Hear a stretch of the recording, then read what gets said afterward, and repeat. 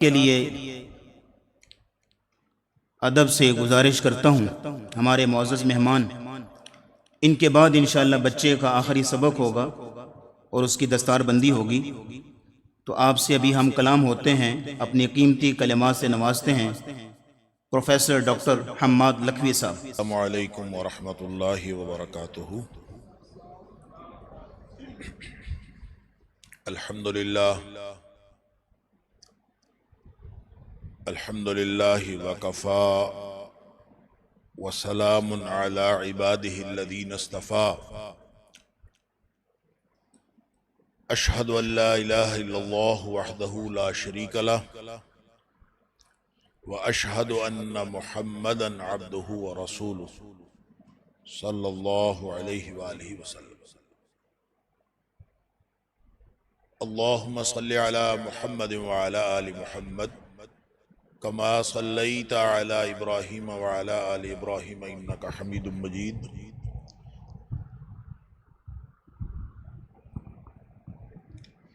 اللہم بارک علی محمد وعلی آل محمد کما بارکت علی ابراہیم وعلی آل ابراہیم انک حمید مجید۔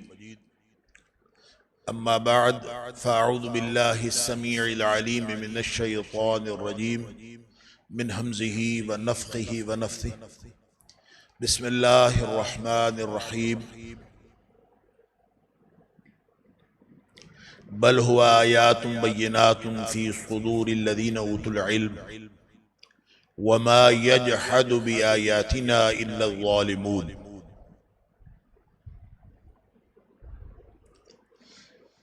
بلکہ وہ کھلی نشانیاں ہیں جو اہل علم کے سینوں میں محفوظ ہیں،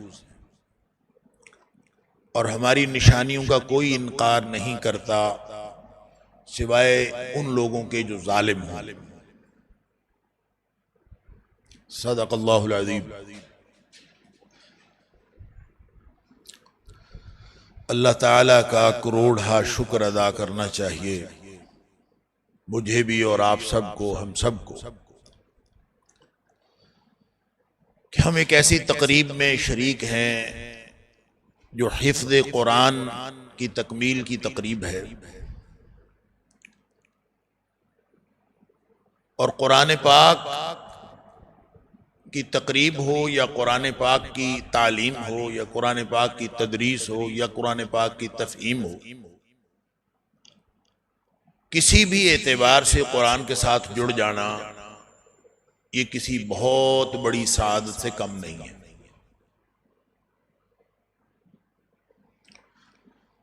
اس کی وجہ یہ ہے کہ اس ساری کائنات کا خالق اور مالک اور بادشاہ اور شہنشاہ اور شہنشاہوں کا شہنشاہ وہ اکیلا ایک اللہ، وہ جو ہمیں نظر نہیں آتا۔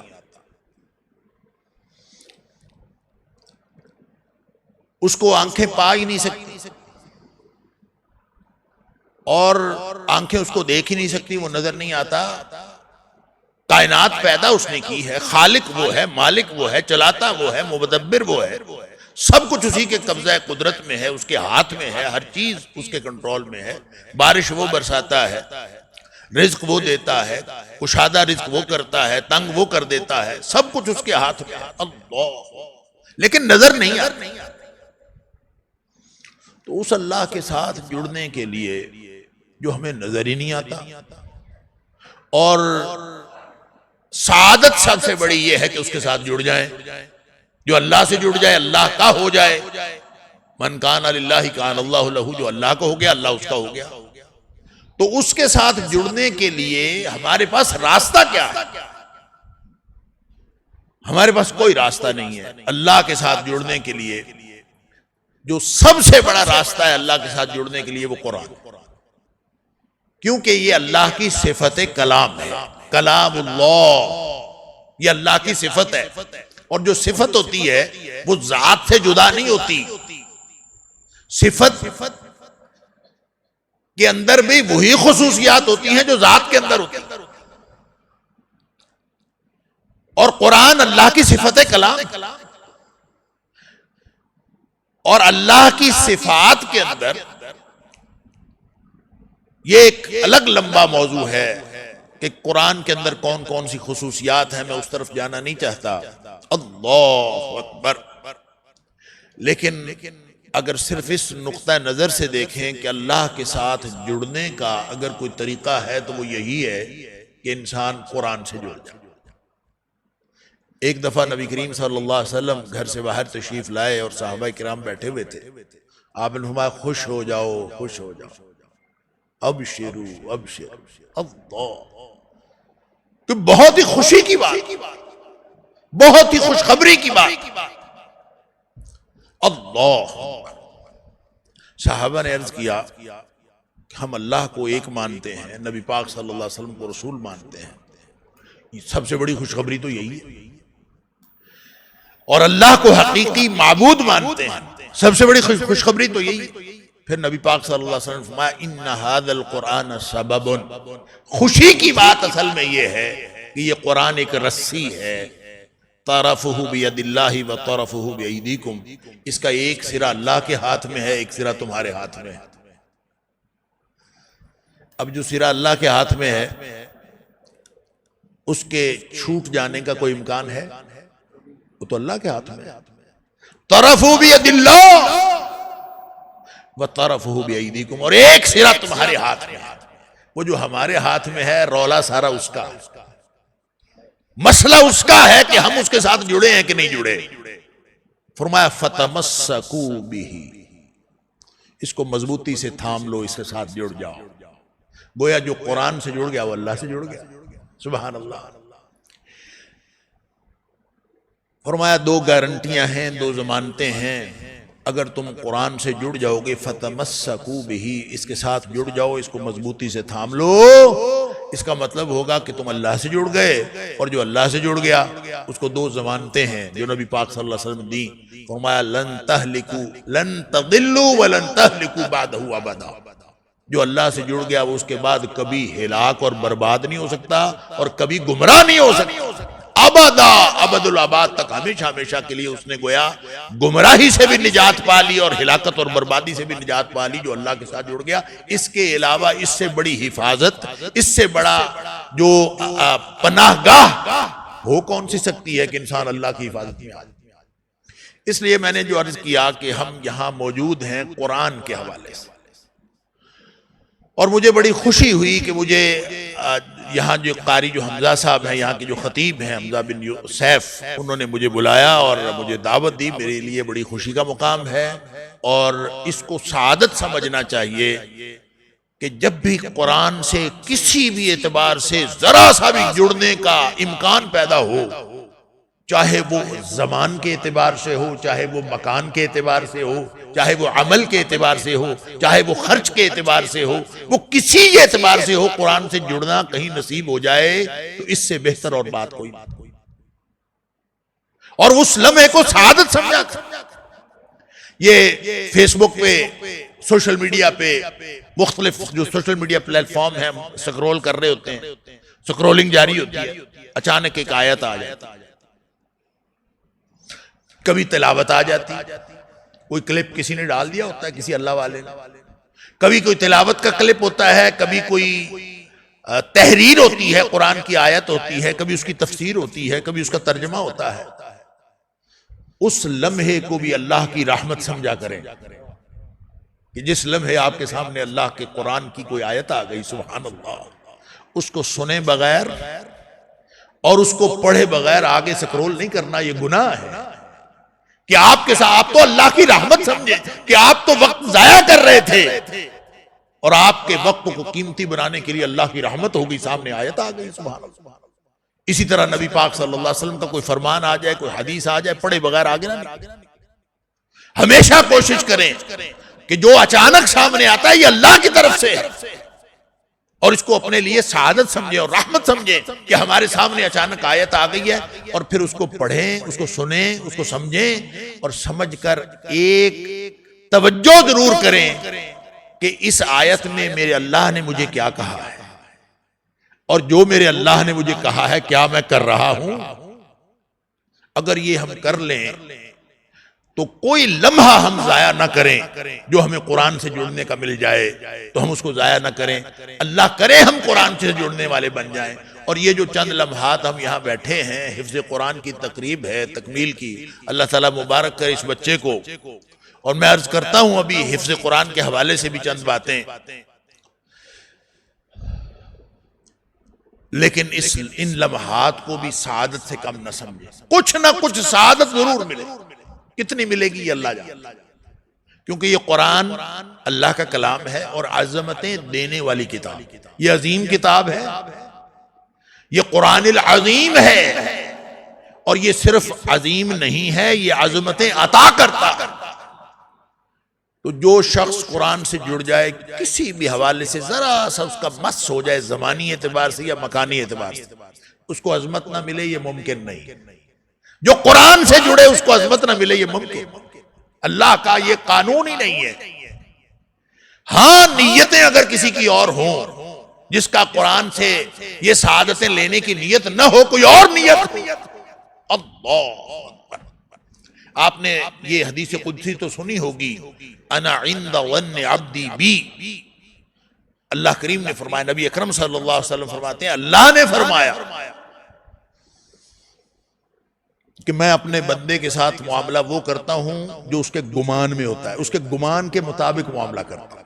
یہ اللہ کی ذات کی غیرت اور انا ہے کہ جو یہ سمجھتا ہے کہ میرا اللہ میری سنتا ہے، اللہ اس کی سنتا ہے. اس کا اعلان ہے، اجیب دعوت الداعی اذا دعان. جب بھی کوئی مجھے پکارے میں اس کی پکار کو سنتا ہوں. نہ کوئی وقت کی قید، نہ کوئی جگہ کی قید. اللہ اکبر. اور جو یہ گمان رکھے کہ پتہ نہیں اللہ کہاں ہے، پتہ نہیں میری دعائیں کدھر جا رہی ہیں، پتہ نہیں کوئی سن رہا ہے کہ نہیں سن رہا، اس کا گمان یہ ہو کہ میری سنتا ہی کوئی نہیں. اللہ اکبر. تو اللہ پھر اس کی واقعتاً نہیں سنتا. جو اللہ کی قدر ہی نہیں کرتا، ما قدر اللہ حق قدر ہی، جنہوں نے اللہ کی قدر ہی نہیں جانی، ان کو یہ وہم ہوتا ہے، یہ گمان ہوتا ہے، پتہ نہیں اللہ اتنی دور. اللہ اکبر. تو اور کہیں، میں اور کہیں، تیرے نام کو سجدہ کون کرے. اللہ اتنا دور، اتنا اونچا، پتہ نہیں میری سنتا ہے. اللہ اس کی نہیں سنتا، کیونکہ اللہ کا قانون یہ ہے کہ انا عند ظن عبدی بی، میں اپنے بندے کے گمان کے مطابق معاملہ کرتا ہوں.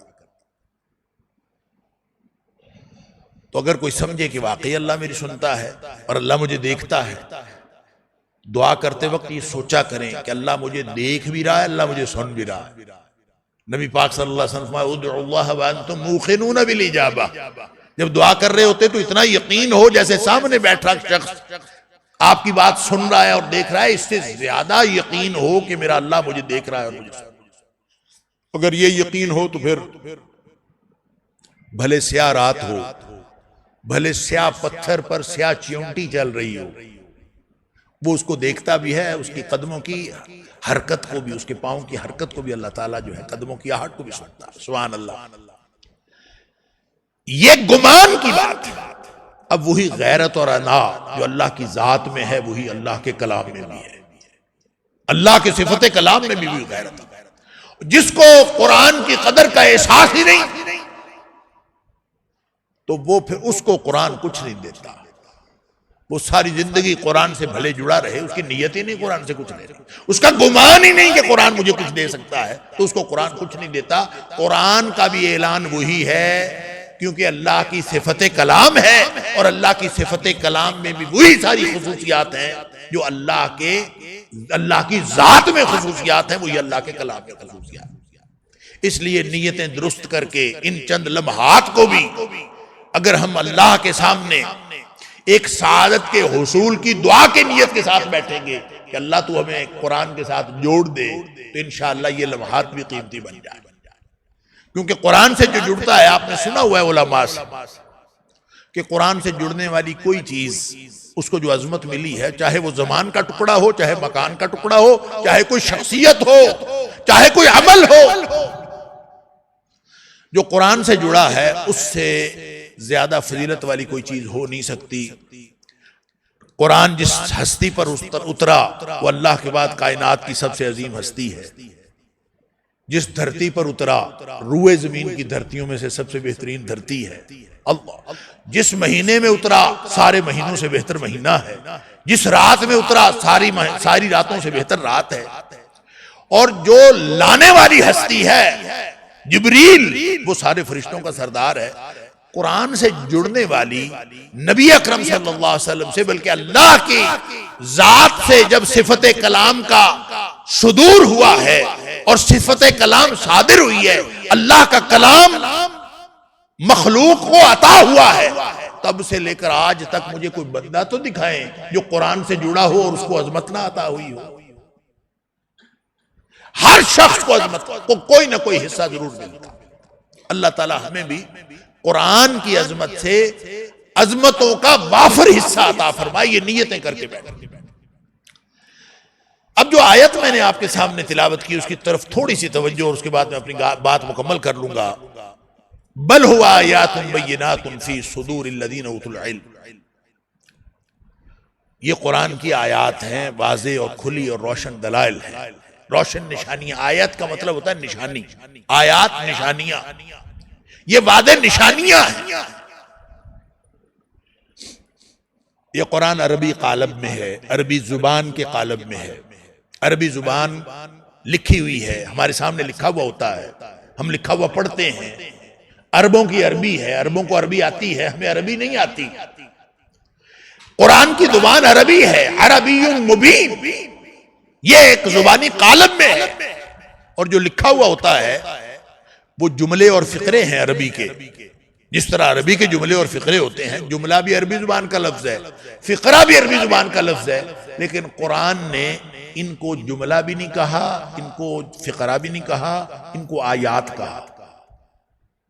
یہ آیات، یہ نشانیاں ہیں، یہ جملے نہیں، یہ فقرے نہیں، اصل میں ہیں تو جملے اور فقرے، لیکن فرمایا آیات بینات، یہ واضح نشانیاں۔ اللہ اکبر۔ اور ہیں کہاں؟ ہم سے کوئی پوچھے قرآن کہاں ہے تو فوراً مسجد کی الماری کی طرف توجہ جاتی ہے نا، یا گھر کی الماری کے اوپر رکھا ہوتا ہے جزدان کے اندر۔ قرآن کہاں ہے؟ الماری میں۔ قرآن کہاں ہے؟ الماری کے اوپر ہے۔ اور قرآن کہتا ہے کہ نہیں، یہ اہل علم کے سینوں میں ہے۔ بل ہوا آیات، یہ نہ تو فقرے ہیں نہ جملے ہیں نہ عام کتابوں کی طرح صفحاتیں، یہ نشانیاں ہیں اللہ کی، اور اہل کتاب اہل علم کے سینوں میں ہیں۔ اللہ اکبر، سینوں میں محفوظ ہے۔ اس سے کئی باتوں کا پتہ چلا اس آیت سے۔ اللہ تعالیٰ کا کلام سبحان اللہ، قیامت تک اس کے عجائبات کبھی ختم نہیں ہو سکتے۔ نبی پاک صلی اللہ علیہ وسلم فرمایا لا تنقضی عجائبہ ولا یخلق عن کثرت الرد، اس کے کبھی عجائبات اور اس کے لطیف نکتے کبھی ختم نہیں ہو سکتے، اور یہ کبھی پڑھنے کے ساتھ پرانا نہیں ہو سکتا۔ دنیا کی کتاب ایک دفعہ پڑھ لیں، دو دفعہ پڑھ لیں، پرانی ہو جاتی ہے۔ اس کو جتنی دفعہ پڑھیں اتنا لطف اور بڑھتا، اس کی لذت اور بڑھتی۔ نشانیاں ہیں، سینوں میں ہیں، ان دونوں پہ بات کر کے انشاءاللہ بات ختم کرو۔ اللہ تعالیٰ ہمیں سمجھا بھی دے، اللہ تعالیٰ ہمیں عمل کی توفیق بھی دے دے۔ نشانیاں اس لیے کہا ہے کہ وہ اللہ جو نظر نہیں آتا نا، وہ کہاں سے نظر آتا ہے؟ اس کی معرفت کہاں سے ہوتی ہے؟ اللہ تک انسان کیسے پہنچتے؟ معرفت کا مطلب ہوتا ہے پہچان۔ اللہ کی پہچان کہاں سے ہوتی ہے؟ اللہ کی پہچان یہاں سے ہوتی ہے کہ آپ دیکھ لیں، اللہ نے سورج کو پیدا کیا، اللہ نے چاند کو پیدا کیا، اللہ نے دن رات کو پیدا کیا، ارد گرد پھیلی ہوئی کائنات، سمندر کو دیکھیں، پہاڑ کو دیکھیں۔ افلا ينظرون الى الابل كيف خلقت والى السماء كيف رفعت والى الجبال كيف نصبت والى الارض كيف، ارد گرد کائنات میں نگاہ تو دوڑائیں۔ یہ ساری کی ساری نشانیاں ہیں، اللہ کی توحید کی نشانیاں ہیں، اللہ کے وجود کی نشانیاں ہیں، اللہ کی وحدانیت کی نشانیاں ہیں، اللہ کے قادر مطلق ہونے کی نشانیاں ہیں۔ ساری کائنات جو ارد گرد پھیلی ہے، یہ ساری نشانیاں۔ اور ایک نشانیاں وہ ہیں جو قرآن کھولتے ہیں تو اس میں نشانیاں ہیں، یہ بھی نشانیاں ہیں۔ اور یہ کس کی نشانیاں ہیں؟ یہ بھی توحید کی نشانیاں ہیں۔ اگر آپ کائنات میں غور و فکر کریں تو بھی اللہ کی ذات تک پہنچنا ممکن ہے، اور اگر آپ قرآن میں غور و فکر کریں تو بھی اللہ کی ذات تک پہنچنا ممکن ہے۔ ان فی خلق السماوات والارض واختلاف اللیل والنہار لآیات لأولی الالباب الذین یذکرون اللہ قیاما وقعودا وعلی جنوبہم ویتفکرون فی خلق السماوات والارض۔ زمین و آسمان کی پیدائش، رات دن کا آنا جانا، ارد گرد پھیلی ہوئی کائنات، غور و فکر کرنا شروع کر دیں، کس نے بنائی، کیسے وجود میں آئی، کیا مقاصد، سمجھتے جائیں تو پورا کارخانہ قدرت سمجھ میں آ جاتا ہے، کائنات کی تفہیم حاصل ہو جاتی ہے، اور بندہ یہ پکار پڑ اٹھتا ہے، ربنا ما خلقت ھذا باطلا، اللہ تو نے یہ فضول اور بے مقصد پیدا نہیں کیا، یہ تو سارا کارخانہ سمجھ میں آ گیا، یہ امتحان کے لیے پیدا کیا ہے، امتحان میں کامیابی کے لیے اللہ کی بندگی ضروری ہے، ساری بات سمجھ آ گئی۔ کامیابی کا معیار یہ نہیں ہے کہ مجھے دنیا میں کامیابی مل جائے، کامیابی کا معیار یہ ہے کہ میں فمن زحزح عن النار وادخل الجنہ، جو جہنم سے بچ گیا جنت میں داخل ہو گیا فقط فاز۔ یہ ساری بات سمجھ آ جاتی ہے کائنات کی تفہیم اور غور و فکر سے، اور بندہ یہ کہہ اٹھتا ہے ربنا ما خلقت ھذا باطلا سبحانک، سمجھ آ گئی، سبحان اللہ تو پاک ہے۔ یہ جو پاک ہونے کا مطلب یہ وہ نہیں ہے جو ہم پاکی پلیدی کا حساب رکھتے ہیں، ایک پاک ہوتا ہے ایک پلید ہوتا ہے، یہ وہ پاک نہیں۔ سبحان ہونا وہ پاک ہے کہ ہر قسم کے عیب اور ہر قسم کے نقص سے پاک ہے۔ عیب کا مطلب ہوتا ہے خرابی، نقص کا مطلب ہوتا ہے کمی۔ اللہ کی ذات ہر طرح کی کمی اور ہر طرح کی خرابی سے پاک ہے، یعنی کسی ذات میں کمی ہو سکتی ہے، اس کی ذات میں کوئی کمی نہیں، کسی میں خرابی ہو سکتی ہے، اس کی ذات میں کوئی خرابی نہیں۔ تو جس کی ذات میں نہ کوئی کمی ہو، نہ طاقت کی، نہ قوت کی، نہ دیکھنے کی، نہ سمیع ہونے کی، نہ علیم ہونے کی، نہ خبیر ہونے کی، کسی بھی صفت کی کوئی کمی نہیں، تو جس میں کوئی کمی اور کوئی خرابی نہ ہو، اس کا مطلب ہے جملہ خوبیوں کا مجموعہ ہے، ساری خوبیوں کی جامع ذات، جو جتنی خوبیاں ہو سکتی ہیں وہ ساری اس میں۔ تو جب آدمی سبحان کہتا ہے تو گویا اللہ تعالیٰ کی معرفت کا سب سے بہترین جملہ ہے جب انسان سبحان اللہ کہتا ہے۔ اللہ، اللہ کی عظمت کے اعتراف کا ایک جملہ ہے سبحانک۔ اس کو کہا یا اللہ تو پاک ہے، فقنا عذاب النار، ہمیں جہنم کی آگ سے بچا دے، یعنی کائنات کی تفہیم حاصل ہو۔ آگے پھر دعائیں ہیں، وہ ان دعاؤں کے اندر بھی بہت زبردست قسم کی روحانیت ہے، اور اللہ کے ساتھ جڑنے کا بڑا شاندار موقع ہے، ہر آیت جس پر غور و فکر کر۔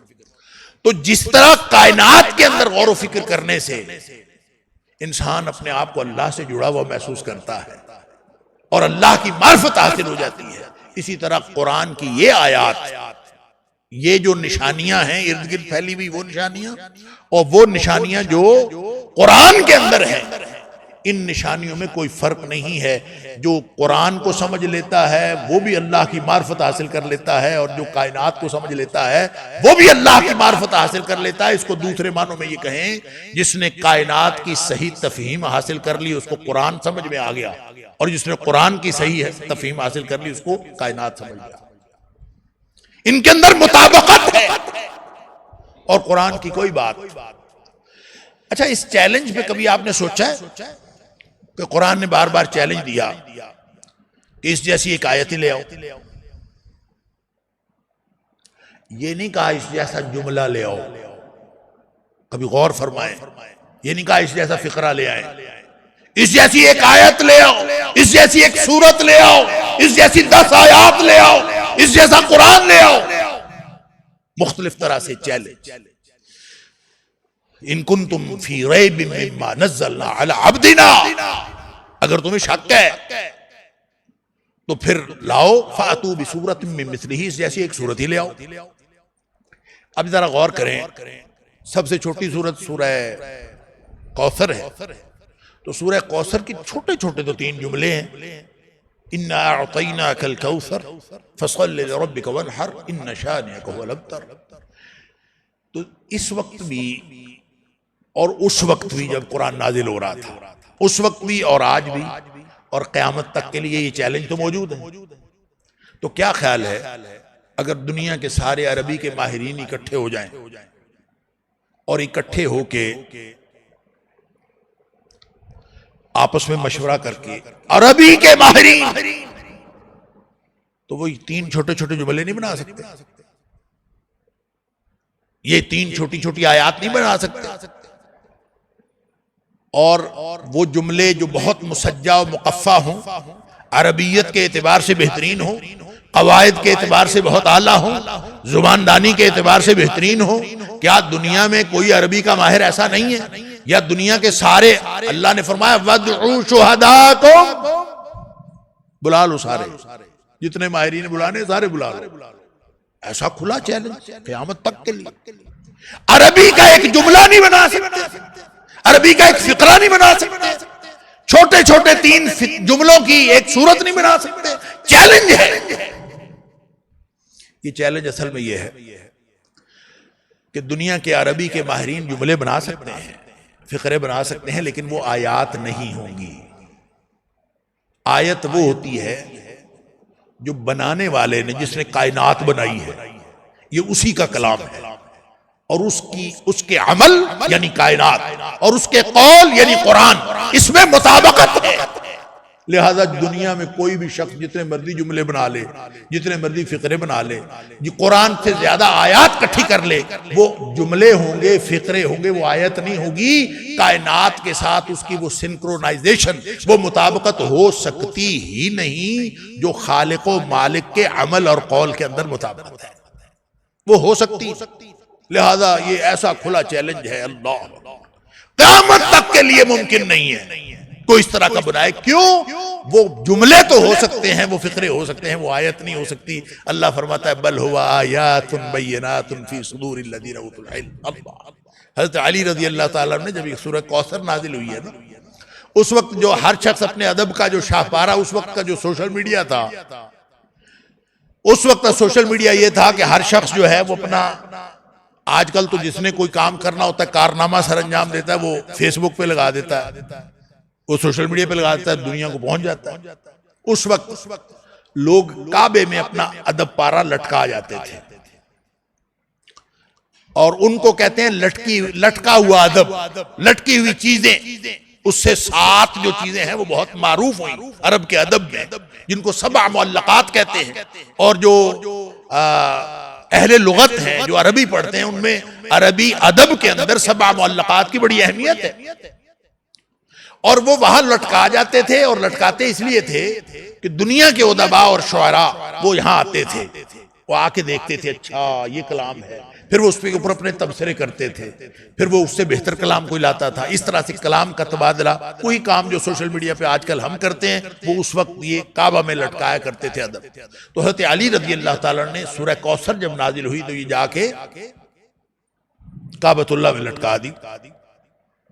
ظاہر ہے لوگوں نے دیکھا ہوگا، پڑھا ہوگا، شعراء اور ادباء آتے رہے.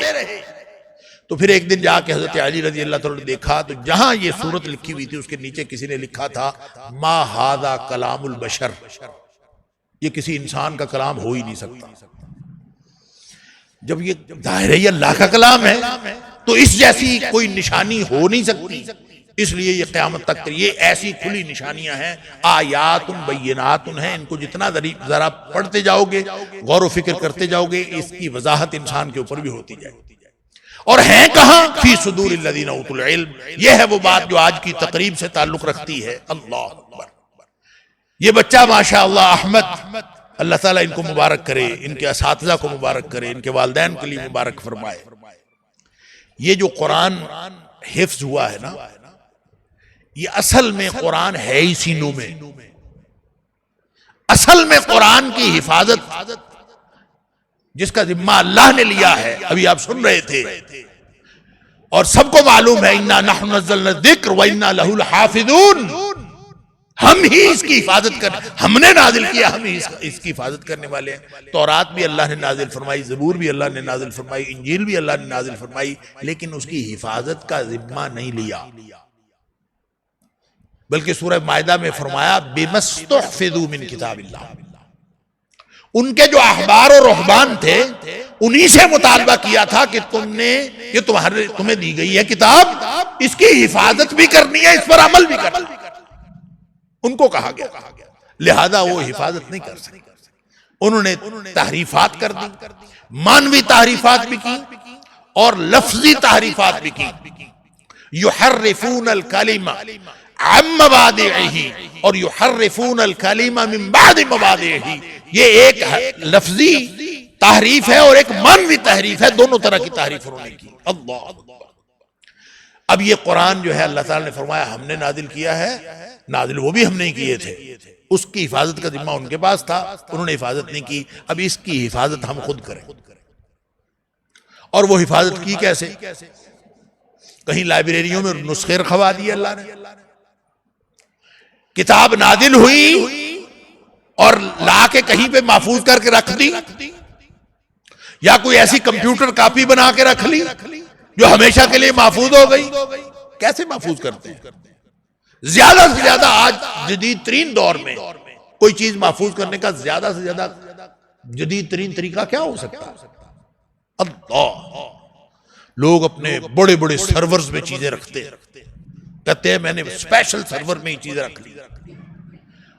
دنیا کی ساری ونڈوز کرپٹ ہو سکتی ہیں، دنیا کی ساری کتابیں جلائی جا سکتی ہیں، دنیا کی ساری ہارڈ کاپیز ختم ہو سکتی ہیں، دنیا کی ساری سافٹ کاپیز ختم ہو سکتی ہیں، لیکن جو کلام سینوں میں ہے یہ اس وقت تک ختم نہیں ہو سکتا جب تک سینہ رکھنے والے انسان موجود ہے. جب تک سینہ رکھنے والی مخلوق موجود ہے اس وقت تک یہ ختم نہیں ہو سکتا. بل ہوا آیات بینات فی صدور الذین اوتوا العلم، جن کو العلم اللہ تعالیٰ نے عطا فرمایا ہے ان کے سینوں میں اللہ نے یہ محفوظ رکھی ہیں. لہذا قرآن کی حفاظت کا جو سب سے اولین ذریعہ ہے اور جو اصل ذریعہ ہے وہ حفظ ہے. ویسے تو حدیث کی حفاظت کا بھی جو اولین ذریعہ ہے وہ حفظ ہے. کتابت بعد میں، کتابت بھی ہے، لکھی ہوئی بھی ہے. نبی پاک صلی اللہ علیہ وسلم کتاب لکھوایا بھی کرتے تھے اور کاتبین وحی کے نام بھی ہمیں ملتے ہیں، اور نبی کریم صلی اللہ علیہ وسلم کو لکھوایا کرتے تھے. قرآن لکھا بھی گیا، لیکن جو اولین حفاظت کا جو طریقہ ہے، جو ذریعہ ہے وہ حفظ ہے. اور جو حافظ ہوتا ہے گویا وہ جو ذمہ داری کس کی ہے؟ اللہ کی. اور حفظ، اور وہ جو حفاظت ہوتی کس کے ذریعے سے ہے؟ حفظ سے. حفظ کون کرتا ہے؟ یہ چھوٹے چھوٹے بچے. تو یہ کیا کر رہے ہیں؟ یہ حفظ کر کے کیا کر رہے ہیں؟ یہ حفظ کر کے اللہ کی ذمہ داری ادا کرنے والے کارکن بن رہے ہیں. اللہ کی ذمہ داری، کارکنان قضاء و قدرت میں شامل ہو رہے ہیں. جو بچہ آج حفظ کر گیا اس کو گویا اللہ نے قرآن کی حفاظت کی ذمہ داری کے لیے چن لیا.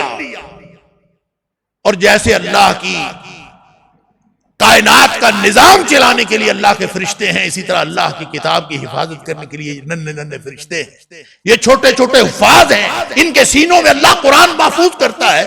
یہ کوئی چھوٹی سعادت ہے؟ اللہ اکبر، کہ انسان ان میں شامل ہو جائے اور اللہ ان میں شامل کر لے کہ جن کے ذریعے سے اللہ نے اپنی کتاب کی حفاظت کرنی ہے، اپنے قرآن کی، اپنے کلام کی حفاظت کرنی ہے. اللہ تعالیٰ ہمیں ان میں شامل کر لے.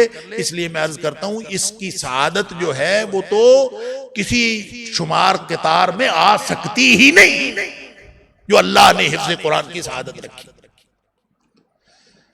پہلے حافظ کون تھے؟ اس دھرتی کے پہلے حافظ نبی اکرم صلی اللہ علیہ وسلم. اور نبی پاک صلی اللہ علیہ وسلم کو جو حفظ ہوا تھا وہ معجزانہ طور پر ہوا تھا. جب وحی نازل ہوتی تھی نبی کریم صلی اللہ علیہ وسلم کوشش کرتے تھے جلدی جلدی پڑھوں، کچھ بھول نہ جاؤں. فرمایا لا تحرک به لسانک لتعجل به، جلدی جلدی کرنے کی کوئی ضرورت نہیں. ان علینا جمعہ وقرآنا، اس کو حفظ کرانا بھی ہماری ذمہ داری ہے اور اس کو پڑھوانا بھی ہماری ذمہ داری ہے. لہذا بے فکر ہو جائیں. فَإِذَا قَرَأْنَاهُ فَاتَّبِعْ قُرْآنَهُ، جب ہم پڑھا چکے آپ بعد میں آرام سے پڑھیں، وہ معجزانہ طور پر آپ کو حفظ ہو چکا ہوا کرے گا. اور نبی پاک صلی اللہ علیہ وسلم پھر آرام سے سنتے تھے اور وہ آپ کے قلب اطہر میں جاگزیں ہو جاتی تھی وہ آیت، وہ وحی، اور پھر نبی پاک صلی اللہ علیہ وسلم اس کو بطور حافظ دوسروں کو سناتے. لہذا اس دھرتی کا جو سب سے پہلا حافظ ہے وہ نبی اکرم صلی اللہ علیہ وسلم کی ذات اقدس ہے. تو جو بچے حفظ کرتے ہیں یہ کارکنان قضاء و قدرت کی ذمہ داری تو ادا کر ہی رہے ہیں، یہ دھرتی کے پہلے حافظ کی سنت پر بھی چل رہے ہیں. یہ نبی پاک صلی اللہ علیہ وسلم کی سنت کی ادائیگی. اور سب سے پہلا حفظ کا استاد کون؟ حفظ کے سب سے پہلے استاد بھی نبی اکرم صلی اللہ علیہ وسلم. جبریل علیہ السلام نے تو لا کے القاء کیا ہے نبی پاک صلی اللہ علیہ وسلم کے قلب اطہر پر، علی قلبک لتکون من المنذرین، آپ کے قلب اطہر پر نازل ہوا ہے قرآن. نبی پاک صلی اللہ علیہ وسلم کو معجزانہ طور پر حفظ ہو گیا. پھر اس کو سکھایا کس کو؟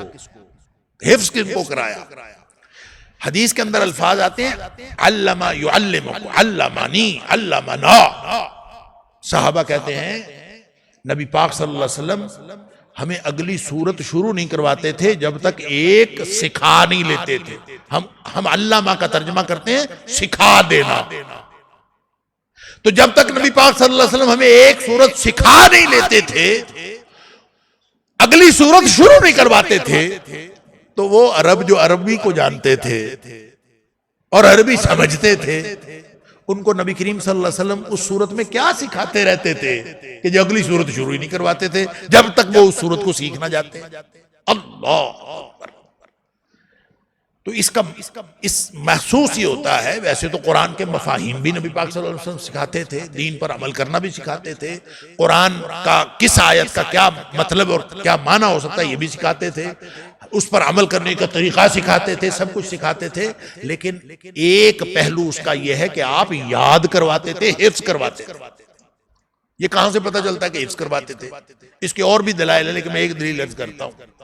وہ یہ ہے کہ بعض دعائیں ایسی ہیں جن کے بارے میں صحابہ نے علامہ یا علمنی یا علمنا کے الفاظ استعمال کیے ہیں بعض دعاؤں کے بارے میں بھی. اور وہ کہتے ہیں نبی پاک صلی اللہ علیہ وسلم ایسے سکھاتے تھے جیسے قرآن کی کوئی سورت ہو. یعنی بعض دعاؤں کے بارے میں کہ نبی کریم صلی اللہ علیہ وسلم ہمیں وہ دعا ایسے سکھاتے تھے جیسے قرآن کی کوئی سورت ہو. تو اس کا مطلب ہے یاد ہی کرواتے تھے نا، جیسے قرآن کی سورت یاد کرواتے تھے ایسے دعائیں یاد. دعائیں میں تو دعائیں یاد ہی کروانی ہوتی کہ یاد کرو اور دعا پڑھا کرو. تو مثال کے طور پر دعائیں حاجت کے بارے میں آتا ہے، دعائیں استخارہ کے بارے میں آتا ہے، اور بہت ساری دعاؤں کے بارے میں آتا ہے کہ نبی پاک صلی اللہ علیہ وسلم اس طرح سے ہمیں سکھاتے تھے جیسے قرآن کی صورت ہو. تو دعائیں تو یاد کروانی ہوتی ہیں. تو اس کا مطلب ہے نبی پاک صلی اللہ علیہ وسلم قرآن کی صورتیں بھی یاد کرواتے. تو حفظ کے پہلے استاد بھی کون ہوئے؟ نبی کریم صلی اللہ علیہ وسلم. سبحان اللہ. مبارک ہو اساتذہ کرام کو اور مبارک ہو طلبہ کرام کو. اور پھر وہ حدیث آپ سب کو کور کر لیتی ہے خیرکم من تعلم القرآن وعلمہ. تم میں سے بہترین وہ ہے، اللہ اکبر، جو قرآن کو سیکھے اور سکھائے. کیا مطلب؟ جو حفظ کرے اور حفظ کرائے. اور اگر ان معنوں میں لے لیں، ویسے سارے معنی سیکھنے میں آتے ہیں، اور اگر ان معنوں میں لے لیں تو ایک زبردست نقطہ ہے اس حدیث کے اندر. سبحان اللہ. کیونکہ نبی اکرم صلی اللہ علیہ وسلم رحمت للعالمین ہے اور یہ اللہ کا کلام ہے. یہاں بھی من تعلمہ خیرکم من تعلم القرآن وعلمہ. تعلم والے پہلے ہیں، علم والے بعد میں. کیا بات سمجھ میں آئی؟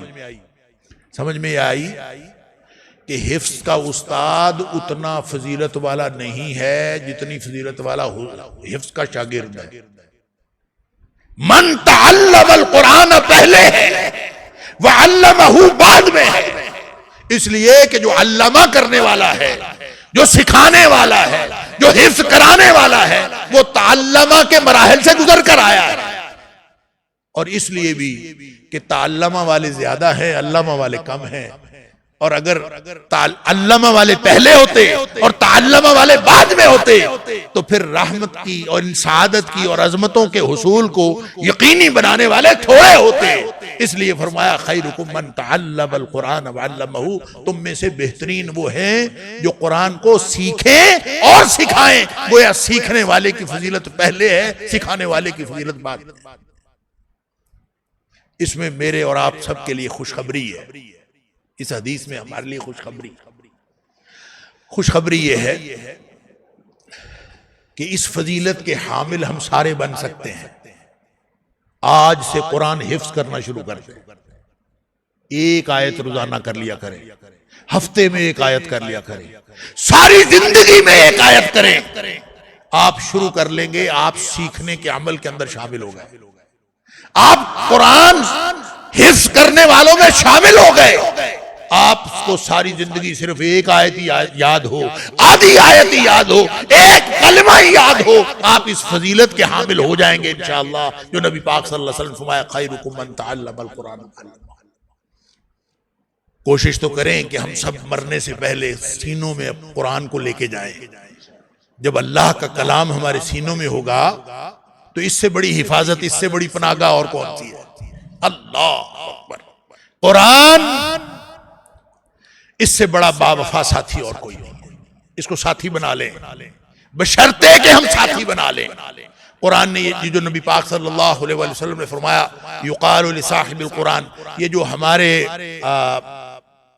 حفاظ کے لیے اور حفظ قرآن کے لیے جو فضیلتوں کی بات کی جاتی ہے تو اس میں خاص طور پر یہ حدیث بیان کی جاتی ہے یقال لصاحب القرآن، کہ صاحب قرآن سے یا قرآن والے سے یہ کہا جائے گا، اور ہم اس کا ترجمہ کرتے ہیں حافظ قرآن سے کہا جائے گا اقرا وارتقی، پڑھتا جا اور چڑھتا جا۔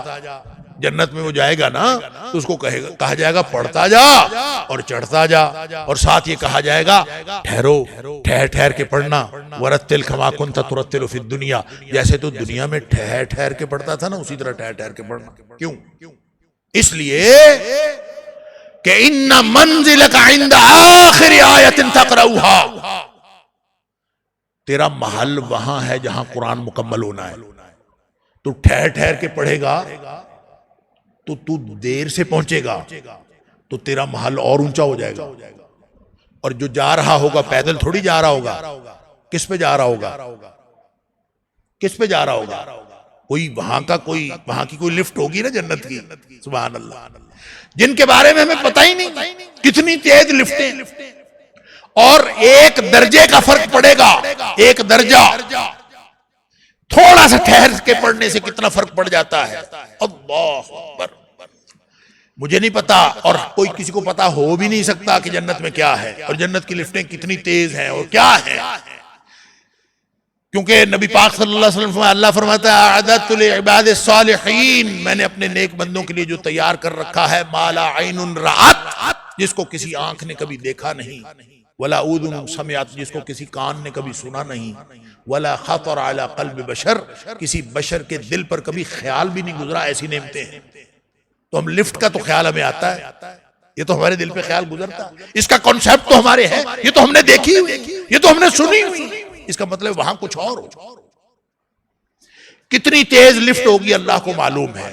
میں تو یہاں دنیا کی ایک لفٹ کی بات کیا کرتا ہوں کہ اب تو خیر 2026 آ گیا، پتہ نہیں کیا حالات ہوں گے۔ 2006 میں ایک دفعہ ملائیشیا گیا تھا، ملائیشیا کے جو ٹوین ٹاورز ہیں، کوئی 88 منزلہ عمارت ہے وہاں، تو کوالالمپور کے اندر، اس کے اوپر ہم چڑھنے کے لیے گئے۔ 2006 کی بات کر رہا ہوں، آج سے 20 سال پہلے۔ اب پتہ نہیں کیا ہو گیا دنیا میں، اللہ۔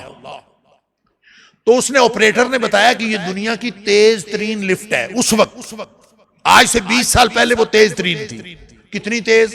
وہ کہتے ہیں 1 سیکنڈ میں 4 فلور طے کرتی ہے، 1 سیکنڈ میں 4 منزلیں طے ہو جاتی ہیں۔ تو ظاہر ہے 11 سیکنڈ میں 44، ہم نے 44ویں منزل پہ جانا تھا، تو 11 سیکنڈ میں 11 سیکنڈ کتنے ہوتے ہیں، اور 44ویں منزل آپ اتنا اوپر چلے جائے، بندہ حیران ہو جاتا ہے۔ تو اللہ تعالیٰ کی لفٹ کتنی تیز ہوگی، اور وہاں جب آدمی ٹھہر ٹھہر کے پڑے گا تو کتنا اونچا چلا جائے گا۔ اب 1 درجے کا فرق پڑ گیا نا، 1 درجے کا۔ یہاں فلور کی بات ہو رہی ہے، وہاں کے جنت کے فلور سمجھ لیں۔ ویسے درجہ عربی میں یہ جو سیڑھیاں ہوتی ہیں نا، سیڑھیوں میں بھی یہ عام سیڑھی سے ہمیں درجے کی سمجھ نہیں آتی۔ جو لکڑی کی سیڑھی ہوتی ہے پرانی، جس کو پوڑی کہتے ہیں، وہ جو جس کے ڈنڈے ہوتے ہیں، ان ڈنڈوں والی جو پوڑی ہوتی ہے، اس میں آدمی نے اگر ایک ڈنڈے پر پاؤں رکھا ہے تو اس کے بعد اگلے ڈنڈے پہ ہی پاؤں آئے گا نا، درمیان میں تو کہیں پاؤں نہیں آتا۔ وہ جو اوپر کو ایک ڈنڈے سے اوپر دوسرا ڈنڈا ہے نا، جو درمیان میں کچھ نہیں ہے، اس ڈنڈے سے اوپر ایک ڈنڈا، اس کو کہتے ہیں درجہ، اوپر کو۔ اور اگر نیچے کو جائیں تو اس کو کہتے ہیں درکہ. اگر نیچے والے ڈنڈے پہ آپ نے پاؤں رکھا تو یہ نیچے کو درکہ ہے، اوپر کو درجہ ہے. اللہ اکبر. اسی لیے قرآن نے کہا ان المنافقین فی الدرک الاسفل من النار. جو منافقین ہیں وہ جہنم کے سب سے نچلے درکے میں ہوں گے. ہم اس کو درجہ کہہ دیتے ہیں. ایک حدیث میں آیا کہ ایک درجے کا دوسرے درجے سے جو فاصلہ ہے وہ 100 سال کا فاصلہ. ایک درجے کا. اللہ. ترتیل کا اور ٹھہر ٹھہر کے پڑھنے کا فائدہ سمجھے کہ وہاں کتنے درجے اوپر چلا جائے گا انسان جو ٹھہر ٹھہر کے پڑھنے والا ہوگا. لیکن یہ کس کو کہا ہے؟ یہ صرف حافظ نہیں ہے. میں یہ بات اپنی مکمل کر رہا ہوں، اس کو سمجھ لیں. یقال لصاحب القرآن. اور پھر جو جس کے بارے میں یہ کہا گیا حدیث کے اندر یہ الفاظ ہیں کہ ان کے والدین کو تاج پہنایا جائے گا. البس تاجا من نور. اس کو اللہ کے نور سے اور ایک روشنی کا ایک تاج پہنایا جائے گا. اس کے بارے میں بھی یہی کہا کہ وہ شخص جو قرآن کو پڑھتا ہے اور اس پر عمل کرتا ہے. یعنی صرف پڑھنا کچھ نہیں، قرآن ہمارے عمل کے لیے ہے. اور صاحب قرآن کون ہے؟ صاحب قرآن حافظ قرآن بھی ہو سکتا ہے، غیر حافظ بھی ہو سکتا ہے. صاحب کا مطلب ہے ساتھی، صاحب کا مطلب ہے والا. اور آپ قرآن کو زندگی کا ساتھی بنا لیں اور قرآن آپ کے ساتھ ساتھی بن جائے گا اور پھر یہ آخر تک آپ کو لے کے جائے گا. اللہ اکبر. نبی اکرم صلی اللہ علیہ وسلم فرمایا کرتے تھے اقرأ القرآن. صحابیو قرآن پڑھتے رہا کرو. فإنه يأتي يوم القيامة شفيعا لأصحابه. یہ قیامت والے دن اپنے ساتھیوں کی سفارش کرے گا، اپنے پڑھنے والوں کو نہیں، اپنے ساتھیوں کی. نقطہ اس میں یہ ہے آپ حافظ ہیں تو، آپ غیر حافظ ہیں تو قرآن کو اپنی زندگی کا ساتھی بنا لیں. ہماری زندگی میں ہم تنہا ہو تو قرآن کے ساتھ وقت گزاریں، تنہائی میں وقت گزاریں. ساتھی وہ بنتا ہے جو تنہائی میں وقت گزارتا ہے. اور جہاں کہیں بھی ہوں، محفل میں ہوں، مجلس میں ہوں، تنہائی میں ہوں، قرآن پر عمل کرنے کی کوشش کریں. قرآن کو اپنی زندگی میں داخل کریں. جو قرآن کو زندگی میں داخل کر لے گا، قرآن جیسا با وفا ساتھی پھر کوئی نہیں. یہ اس کو جنت کی اعلیٰ منزلوں تک لے جائے گا. اللہ تعالیٰ مبارک فرمائے قرآن کے حفظ کا اہتمام کرنے والوں کو، اس ادارے والوں کو، ان کے اساتذہ کو، ان کے والدین کو، اور جتنے بھی لوگ ہم موجود ہیں. اللہ تعالیٰ ہمیں قرآن کی سعادتوں سے محروم نہ رکھے. اللہ تعالیٰ ہم سب کو قرآن والوں میں اور صاحب قرآن میں شامل کر لے. وآخر دعوانا الحمدللہ رب العالمین.